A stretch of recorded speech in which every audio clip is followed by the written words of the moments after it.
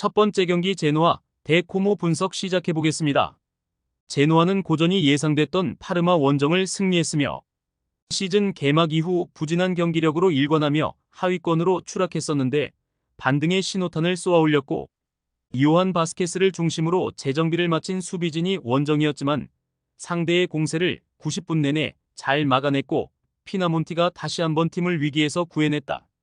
코모는 토리노 원정 이후 연패를 당했으며 승격팀이지만 벨로티와 도세나를 비롯해 세리에서 잔뼈가 굵은 베테랑을 대거 영입한 이번 시즌이었는데 전혀 치고 나가지 못하고 있고 벨로티는 리그 개막 이후 1골에 그치고 있고 캠프의 중원 존재감도 아쉽다.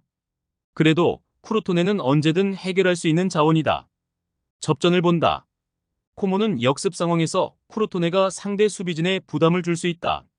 그러나 원정 연전이라는 스케줄이 부담이 될 것이며 마투로와 볼리아코가 골키퍼 앞을 막아낼 것이고 프렌드럽의 수비 가담이 원활할 제노아가 승점 1점을 가져갈 수 있다. 두 번째 경기 웨스트브롬 대 벌리 분석 시작해 보겠습니다.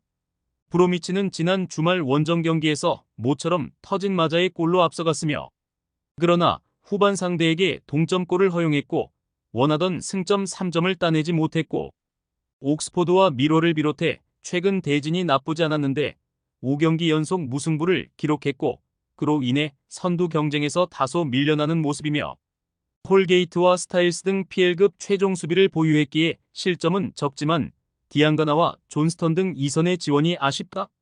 벌리는 지난 라운드 경기에서 미롤에 패했으며 그 경기를 승리하며 선두인 선더랜드 추격을 하려 했는데 경기 주도권을 가져오고도 골이 터지지 않았기 때문에 4위로 떨어졌고 일본 원정을 통해 반등이 필요하고 최근 두 경기 연속 무득점에 그쳤기에 콜레오쇼와 앤서니, 사르미엔토 등이 공격적으로 골을 노릴 수 있다. 접전을 본다. 브로미치는 최근 패배를 잊었지만 확실하게 승점 3점을 챙기지 못하고 있다.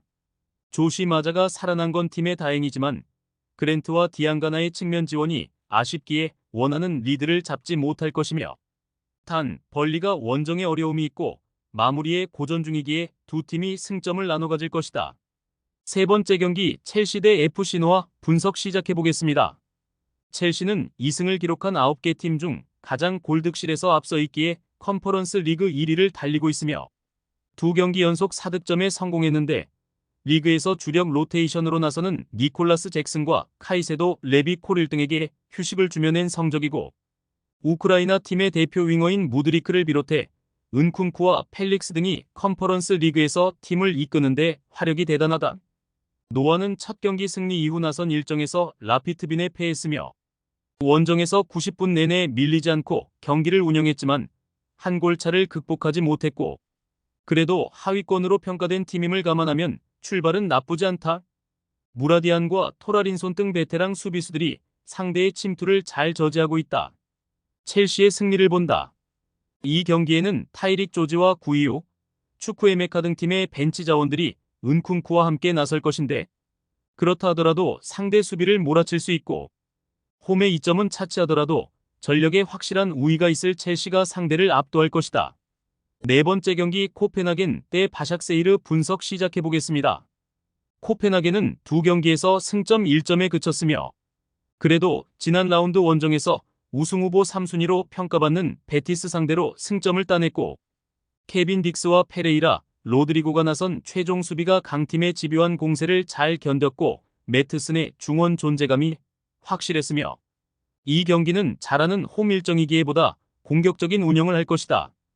바샥세이는 라피트빈과 첼레 상대로 모두 패했으며 나름 큰 기대를 갖고 참여한 컨퍼런스 리그인데 출발이 좋지 않고 게다가 리그에서도 지난 주말 코냐스포르에 패하며 무승이 길어지고 있고 폴란드 국대 스트라이커인 피용택은 기대만큼 마무리를 하지 못하고 있고 웨즈 데미르의 수비 보호도 불안하다.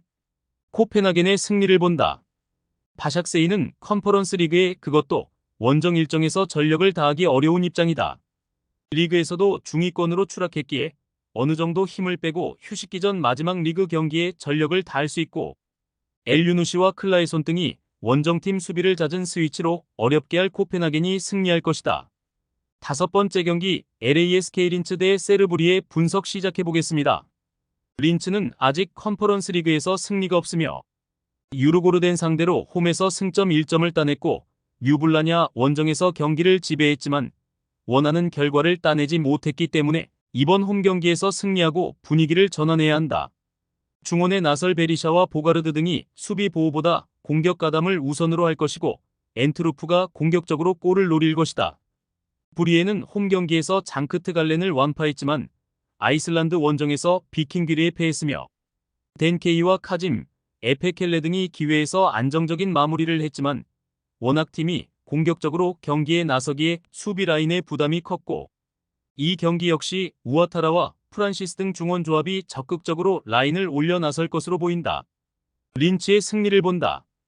브리에는 덴케이가 경기 내내 문전 앞을 침투하며 기회를 노리려 할 것이다. 그러나 요나스와 고미스 등이 나서는 수비 라인의 불안 속에 원하는 결과를 얻기 어렵고 홈의 이점을 충분히 누릴 수 있고 베리샤가 중원에서 안정적으로 경기를 운영할 린츠가 대회 첫 승을 올릴 것이다.